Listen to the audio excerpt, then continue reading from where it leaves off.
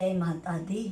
इस वीडियो में हम बात करेंगे कि नवरात्रि में माता रानी का पूजन कैसे करना है, कलश की स्थापना कैसे करनी है, अखंड ज्योत कैसे जलाना है और पूजन में सामग्री की क्या क्या आवश्यकता होती है, नवरात्रि के पूजन के लिए क्या क्या सामान चाहिए।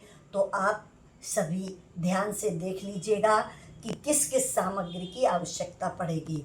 तो आप देखिएगा, सबसे पहले पंचामृत के लिए ये मैंने शहद ले ली है, ये घी ले लिया है, ये गुड़ ले लिया, इसमें थोड़ा जल डाल लिया है, ये दही है और ये दूध है।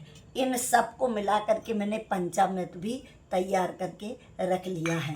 आप चाहें तो इससे स्नान करवा सकते, आप चाहें तो अलग अलग से माँ को स्नान करवा सकते। उसके लिए सबसे मेन चीज़ जो है ना, वो ये सफ़ेद चंदन है और ये रोली है, ये सिंदूर है और ये हल्दी है।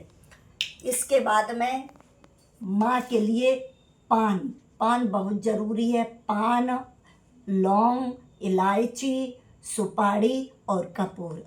वस्त्र के लिए अगर वस्त्र नहीं होता है तो मैंने कलावा भी रख लिया है। माता जी के लिए ये फूल माला रखी है, ये जनेऊ रखा हुआ है। गणेश जी के लिए ये पुष्प रखे हुए हैं, ये हल्दी है। और सबसे बड़ी बात, ये कलश में डालने के लिए पंचरत्न है और ये दूबा है, ये चावल हैं और ये फल है, ऋतु फल हैं। और माता रानी को ये श्रृंगार का सामान है। अभी हमारे पास जो उपलब्ध था वो हमने रख लिया है। आप और भी इसमें बढ़ा सकते हो। ऐसा सामान माता रानी को श्रृंगार का मत चढ़ाइए कि उसको बाद में हम यूज में ना ले सकें, उसे किसी काम में ना ले सकें। तो आप देख लीजिएगा, ये श्रृंगार का सामान है, ये आचमनी रखी है और ये धूप है और एक मैंने दीपक भी तैयार करके रख लिया है आरती के लिए। माँ को दिखाना पड़ेगा। ये एक्स्ट्रा 1 लोटा जल रख लिया है, ये गंगा जल है। मैंने कलश पहले से ही तैयार कर लिया है कि ज़्यादा समय ना लगे। बताऊंगी कि कलश में क्या क्या डालना है और कलश कैसे तैयार करना है। तो ये आपने अच्छे से देख ली कि नवरात्रा इसी से आपको रोज 9 दिन तक पूजन करना है। तो नवरात्रा में क्या क्या सामग्री पूजन में लगती है, ये आप लोग अच्छे से देख लीजिएगा। अब चलते हैं कलश स्थापना कैसे करेंगे। जय माता दी। जय माता दी। आइए, तो सबसे पहले कलश स्थापना कैसे करते हैं। मैंने कलश पहले से ही तैयार कर रखा है कि विलंब ना हो। तो सबसे पहले हम कलश के नीचे चावल रखेंगे और अष्टकमल बनाएंगे और फिर उसके बाद में लोटा की आवश्यकता पड़ेगी। लोटा पर फिर सातिया बनाएंगे। देखिए, ये सातिया बना हुआ है। उसके बाद में उसके कंठ में, लोटा के कंठ में हम कलावा बांधेंगे।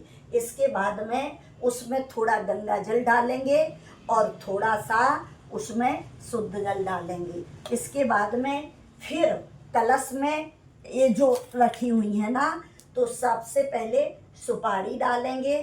फिर इसके बाद में सबसे पहले हल्दी डालेंगे, फिर सुपारी डालेंगे, फिर लौंग डालेंगे, फिर इलायची डालेंगे और कलश में एक सिक्का भी डालेंगे और थोड़ा सा चावल भी कलश में डालेंगे। और सबसे आपके पास कुसा हो तो आप थोड़ा सा कुसा भी कलश में ऐसे डाल दीजिएगा, जो मैंने पहले ही डाल के रखा है। और सबसे बड़ी बात है, कलश की जो जान होती है पंचरत्न, मैंने उसमें डाल के रखा है। पंचरत्न की शीशी है, किसी भी दुकान पर पंसारी की यहाँ मिल जाएगी, 10-15 रुपए की आती है। ये आप डाल दें। अगर आपके पास में नहीं है तो कोई ज़रूरत नहीं है, आप सिर्फ उसमें गंगा जल, सादा जल और हल्दी और सुपारी और सिक्का डाल दीजिए, इतने से ही काम चल जाएगा। कलश हो गया। इसके बाद में 9 पल्लव इस पर रख दीजिएगा। तो पल्लव कितना रखना है, कम से कम 9 पत्ते आम के रखिएगा। तो ये पल्लव रख दिए, फिर उसके ऊपर चावल से भरा हुआ पात्र रख दीजिएगा और फिर पात्र के ऊपर नारियल रख दीजिएगा। अब नारियल कैसा रखना है तो जरा ध्यान दीजिएगा, आपको बताने के लिए मैंने इसमें चुन्नी नहीं लपेटी है। नारियल को कभी भी खुला नहीं रखना चाहिए, उसमें चुनरी या लाल वस्त्र लपेट देना चाहिए। तो शास्त्र कहते हैं कि जिधर, देखिए ये आँख है, तो जिधर इसका मुख हो और पूजा करने वाले का हो, तो पूजा करने वाले के मुख के सामने इसको यानी ऐसा रखेंगे। अभी मैं वीडियो बना रही हूँ तो बगल में बैठी हूँ, नहीं तो मैं सामने बैठूंगी, पूरब दिशा की तरफ मेरा मुँह होगा। तो आप ऐसे कलश को रखिएगा, नारियल को कलश के ऊपर रखिएगा और नारियल में आप ऐसे फिर वस्त्र आप लपेट दीजिएगा, ऐसे कर करके ये हमने चुनरी लपेट दी। और फिर इसमें आप कलावा बांध दीजिएगा, कलावा है ना, तो ध्यान दीजिएगा कि जब आप नारियल में चुनरी के बाद कलावा बांधें तो कलावा को 9 बार लपेट दें, ना 7 बार, ना 6 बार, ना 8 बार, 9 बार आप नारियल में कलावा लपेटें। ये धन धान्य की वृद्धि करता है, घर में सभी को आनंद प्रदान करने वाला है। तो इसको देखिएगा 9 बार ऐसे आप हमने ये लपेट दिया है और इसको ऐसे रख दिया है। आप अखंड ज्योति जलाना चाहते हैं तो उसके नीचे आप आसन जरूर दीजिएगा, थोड़ा चावल छोड़ दीजिएगा।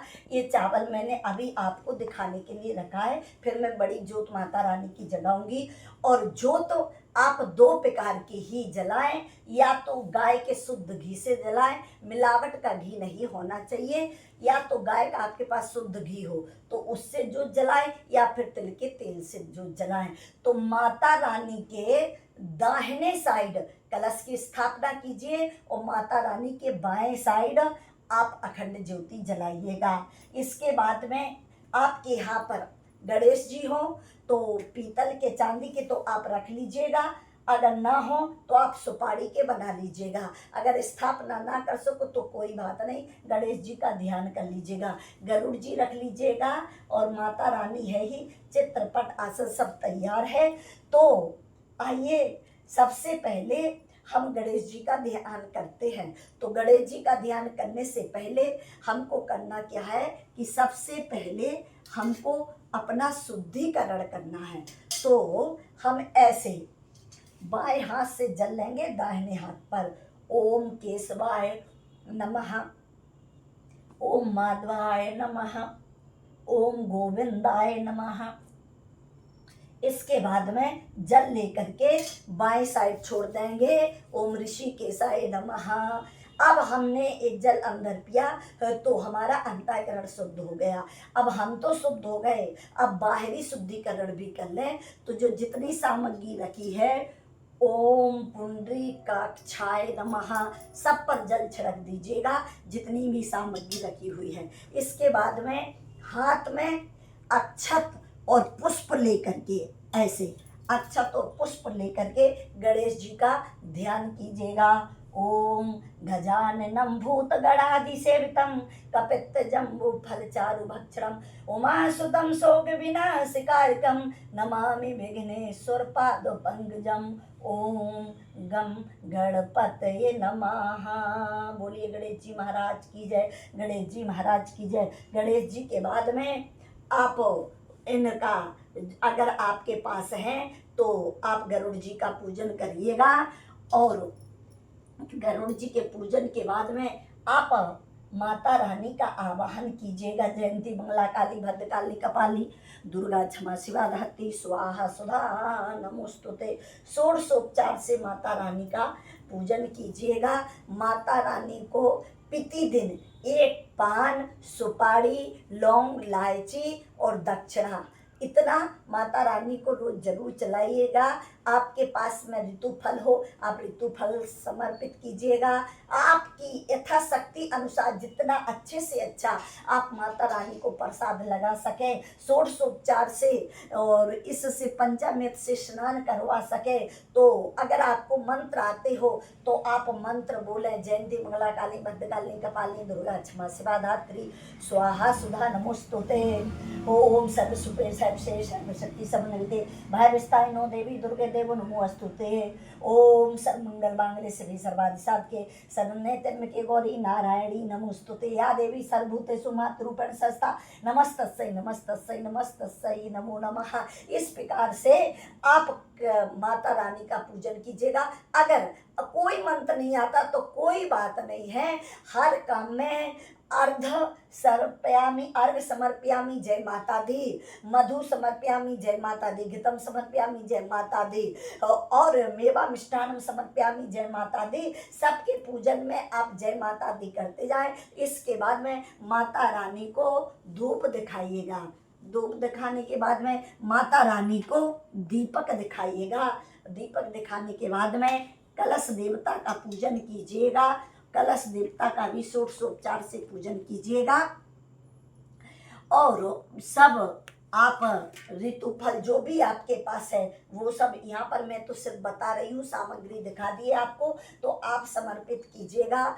और सब दीपक की पूजा करने के बाद में, कलश की पूजा करने के बाद में, माता रानी की पूजा करने के बाद में आप जो भी पाठ करना चाहें, गुरु मंत्र का जाप करना चाहें, कितना करना चाहें तो आप अधिक से अधिक गुरु मंत्र का जाप करें। अगर आप गुरु मंत्र नहीं लिए हैं तो आप श्री राम जय जय राम जो आपको मंत्र प्रिय हो उसका जप करें।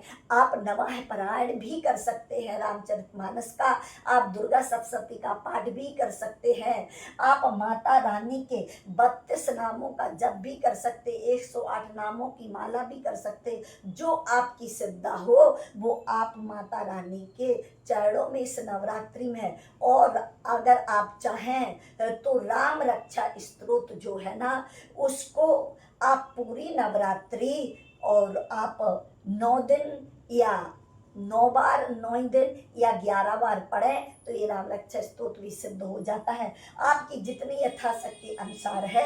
आप चाहें कि अगर 9 दिन व्रत नहीं कर रहे हैं और आप चाहें कि हम कलश स्थापना कर सकते हैं तो जी हाँ, आप केवल परमा का और अष्टमी का व्रत कर लीजिएगा। आपकी इच्छा है तो आप कलश स्थापना कर सकते हैं, पर स्वच्छता का ध्यान दें, ब्रह्मचर्य का पालन करें, एक टाइम भोजन करें। अगर आप पूरे दिन व्रत नहीं रख सकते हैं तो दिन भर मत पाएं, एक टाइम भोजन करके और दोनों टाइम स्नान करके, दोनों समय संध्या पूजन वंदन होना चाहिए तो आप कलश स्थापना कर सकते हैं माता रानी का। इस बार माता रानी का आगमन 9 दिन की जगह 10 दिन हो रहा है। इस बार माता रानी की तिथियों में बढ़ोतरी हो रही है तो ये भक्तों के लिए बड़ा ही शुभ का सूचक है। माता रानी इस बार हाथी पर सवार होकर के आ रही हैं जो धन धान्य में वृद्धि करता है, वर्षा होती है तो आनंद ही आनंद है। क्योंकि माता रानी का आगमन सोमवार के दिन हो रहा है तो माता रानी भक्तों पर विशेष कृपा करने के लिए आ रही है। तो आप सभी को नवरात्रि की मंगलमय शुभकामनाएं। और आप इसके बाद में पूजा करने के बाद में माता रानी की आरती करें। आरती करने के बाद में माता रानी से क्षमा प्रार्थना करें कि माता रानी आवाहम न जानामि विसर्जनम पूजा च्यो न जानामि क्षमस्व परमेश्वरी। हमसे अगर कोई गलती हो गई हो तो माता से क्षमा याचना मांगे, वो माँ है और माँ तो बड़ी दयालु होती है। ऐसी माता रानी से प्रार्थना कीजिएगा। आपको मैंने बहुत ही सरल और सूक्ष्म रूप से आपको नवरात्रि पूजन की विधि, कलश स्थापना की विधि और अखंड ज्योति की विधि बताने की कोशिश की है। अगर आप लोगों को हमारा वीडियो पसंद आए तो प्लीज़ इसे शेयर ज़रूर करें, सब्सक्राइब ज़रूर करें और कमेंट में जय माता दी ज़रूर लिखें। आप सभी को जय माता दी।